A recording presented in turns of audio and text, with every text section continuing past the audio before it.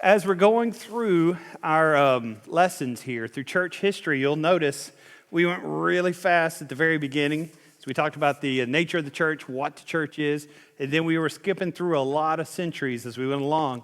Now that we get near the end, we're going to slow down a little bit because the goal is for each one of these lessons to teach us a little bit about principles of church, to let us know what church is like. And so what we're going to cover tonight is somewhere in the range from the 1840s to probably 1895 or 1900. The official division of Churches of Christ, of the Christian Church and Disciples of Christ was recognized by the United States government in 1906. So we'll spend some time talking about that division and how that division worked next week, Lord willing.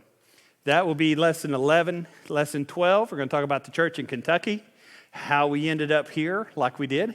And in lesson 13, Lord willing, we'll talk about the church in the future, what the future looks like and the good things about the future and maybe not so good things about the future and what it is that we need to be doing.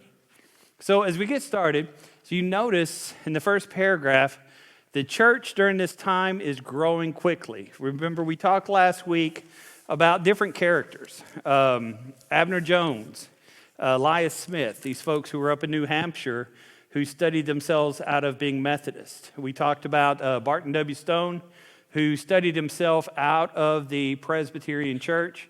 We talked about Alexander Campbell and Thomas Campbell, who studied themselves out of Presbyterianism into the Baptist Church, and then they studied themselves out of the Baptist Church into what was a fuller understanding of what the church of the Bible teaches.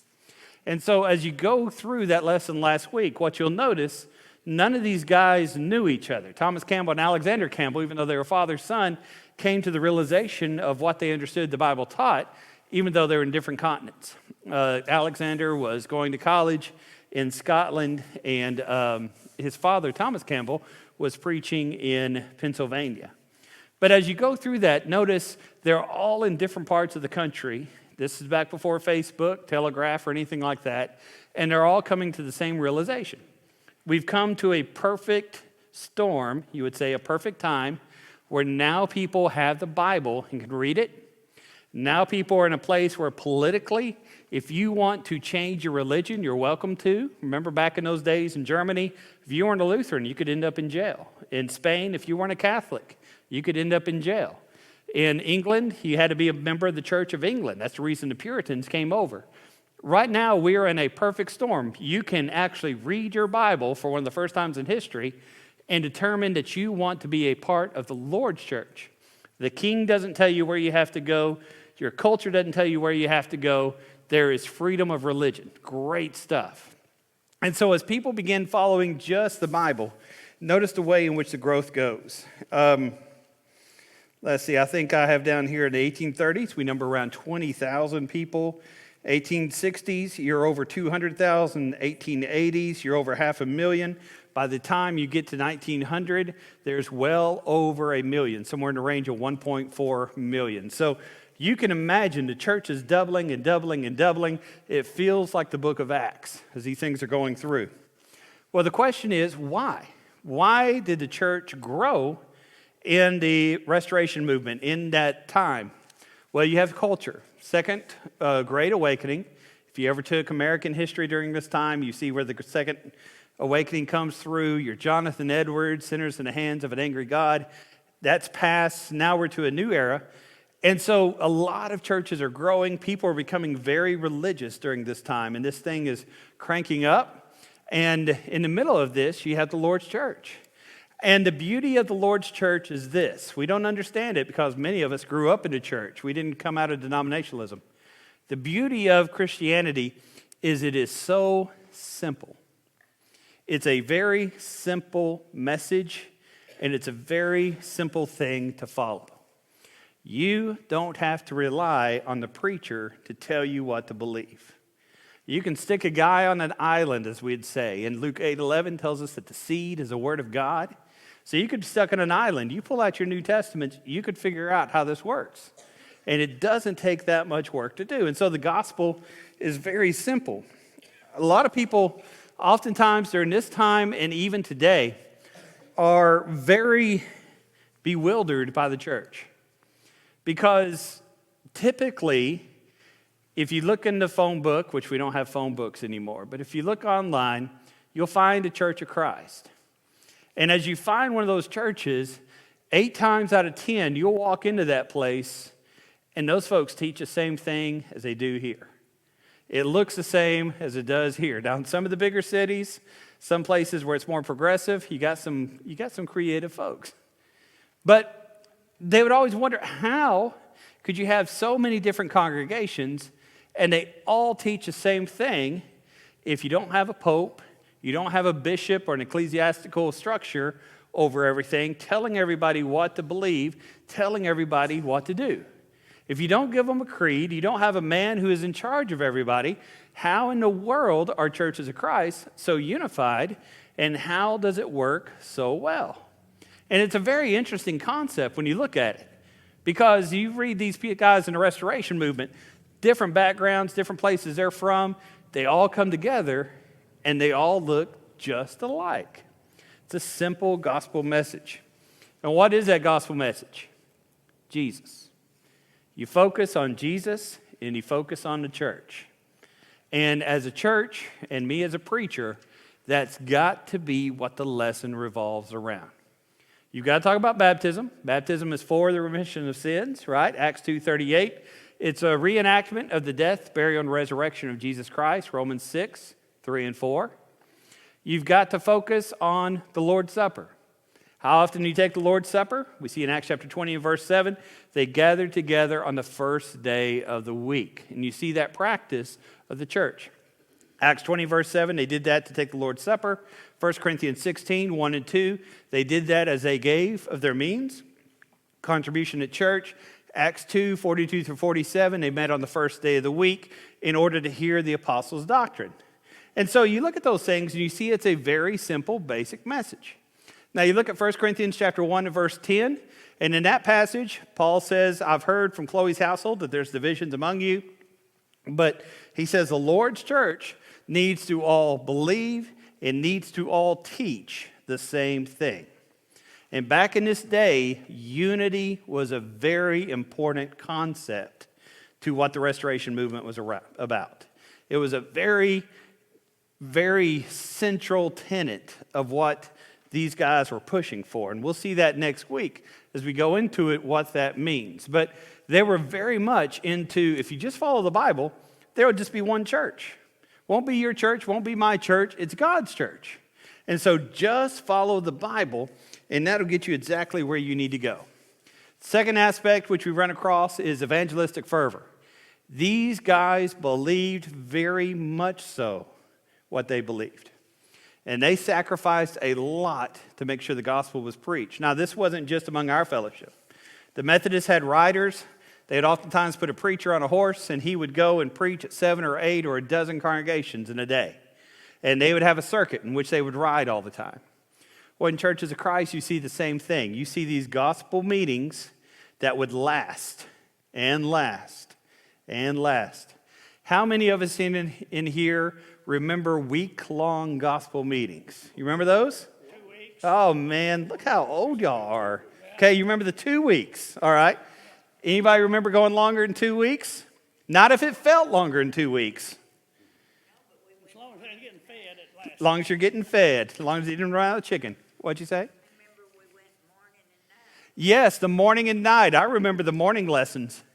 Our morning lessons and our gospel meetings, it would always be like, okay, this is how this book works, and kind of a structure of a book, and then the night was more of an evangelistic sort of thing. But yeah, they used to have the morning classes. What you got, Billy? We had a perfectly good building, air conditioned, but we'd go down and put up a great big tent and have tent meetings. I remember that. We'd go down, you'd have the tent meetings, and you'd give up your building and go to a tent meeting because maybe somebody was afraid to come to your building. And you go back further. Not everybody's young like me and Billy. You go back further. You got the brush arbor. Do you remember dinner on the ground sometimes? All right, things sort of that. Well, back then, you would have a meeting last 2 weeks, sometimes a month and a half. Sometimes they'd speak 2 or 3 times a day. Needless to say, as JD said, they did not have Disney Plus or Netflix back then. And so in a sense, it was an excuse to get off the farm and see everybody. But also there was a lot of religious fervor that went with it. And so a lot of people it would happen.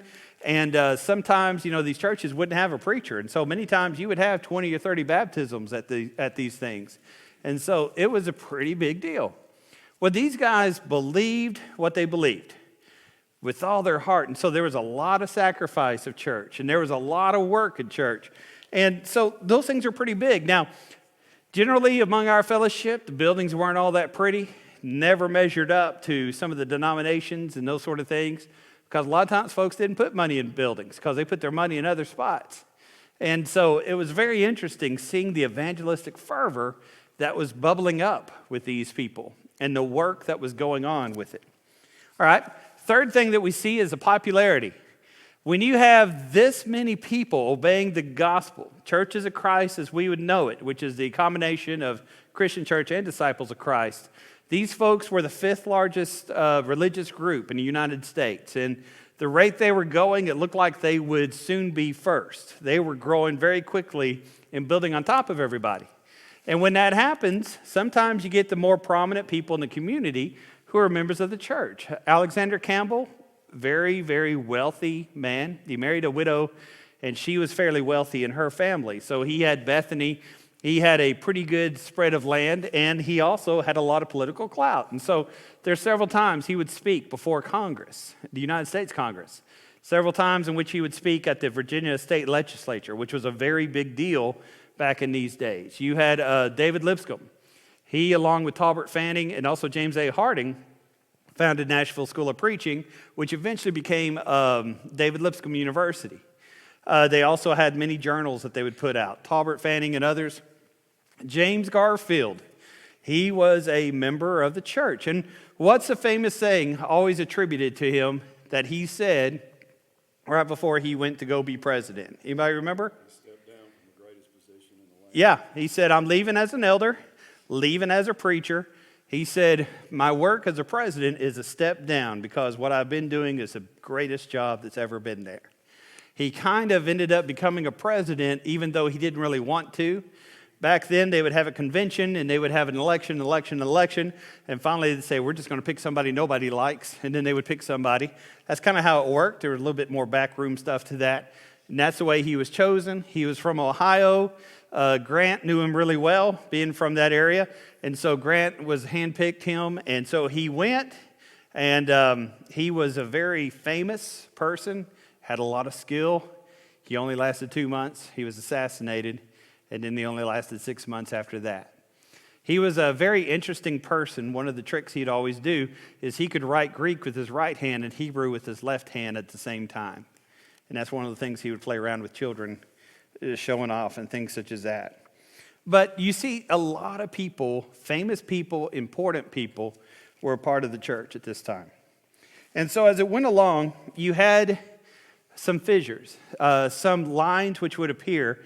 And they weren't very clear in the 1840s unless you were right in the middle of it. And from the outside, you didn't see it. They're going to appear a lot more about 1890 to 1900. And that's the divisions that's going to come out of the Restoration movement. Barton Stone was located over in North Carolina, over in that area. And then he ended up in Pennsylvania and such.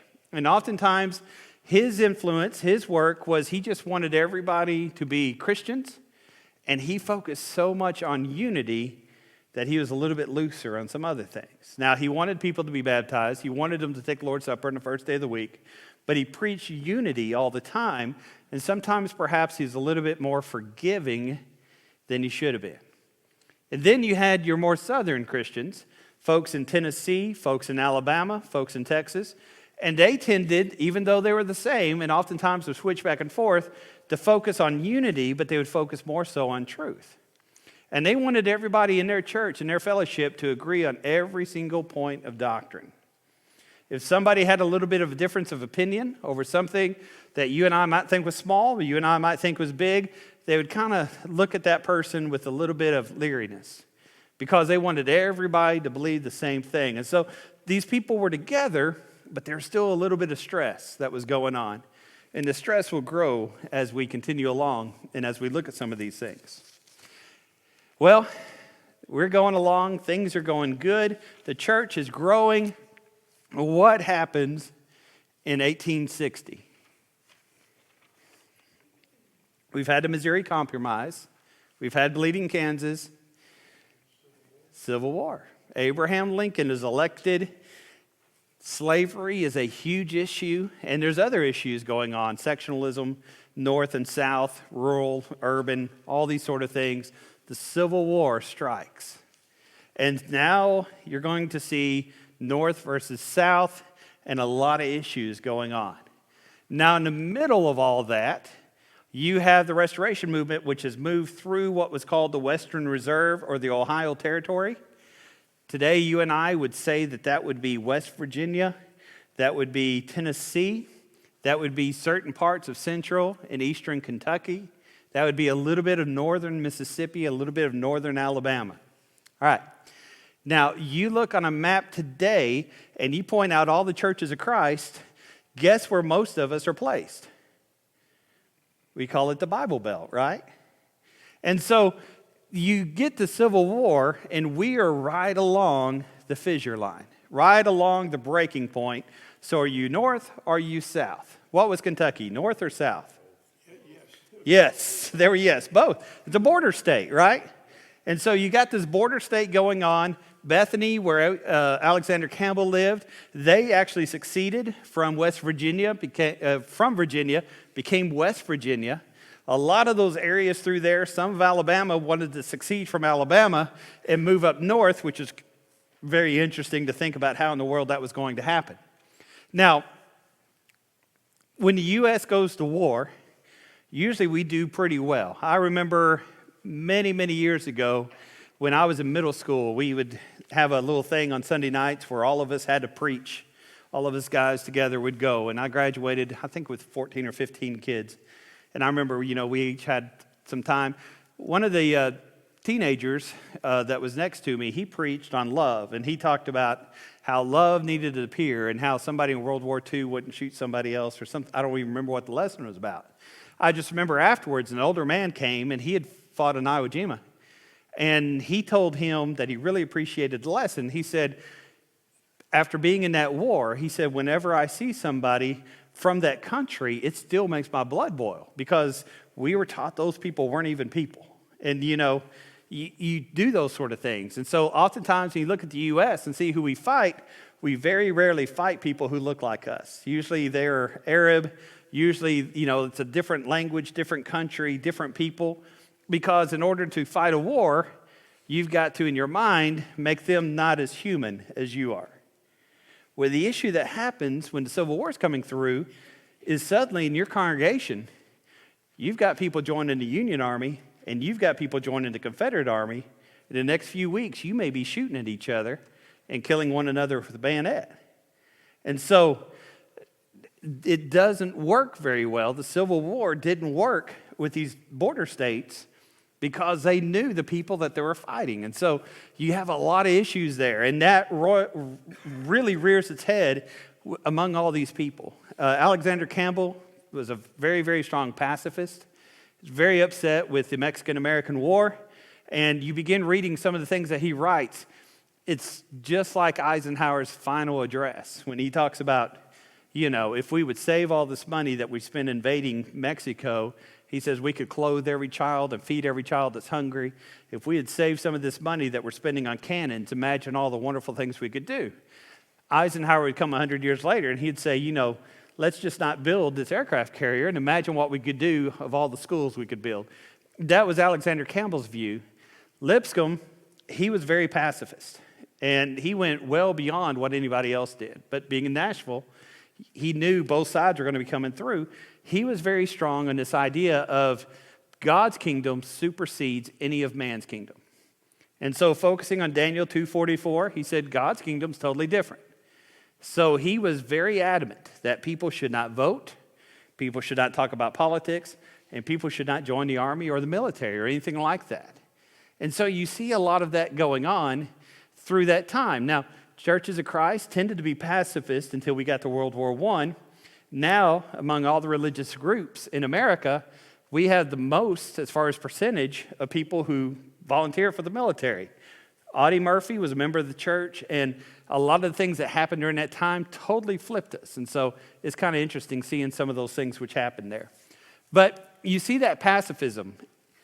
What that did for us is you look at the major denominations of the day, you look at Baptist, there's a Southern Baptist, and there's a General Baptist. Guess where that split came from? Civil War. You look at the Presbyterians, there's a Southern Presbyterian, there's also a New England Presbyterian and things such as that. That's from the Civil War. You look at the Methodist split as well, North and South. Now, many of the Northern churches split more so, and as you look at Baptist churches and Methodist churches, you see that even more so. Methodists are working on splitting again here in the next few weeks. But as you go through that, you see all that happening. Well, guess what happened with Churches of Christ? There's no split. They all stay unified. And it's fascinating watching some of the things that go through. You can go to McMinnville, Tennessee, and read their pulpit. It's a plaque on the side of it. And on that pulpit, it has the different generals in the Civil War who preached there.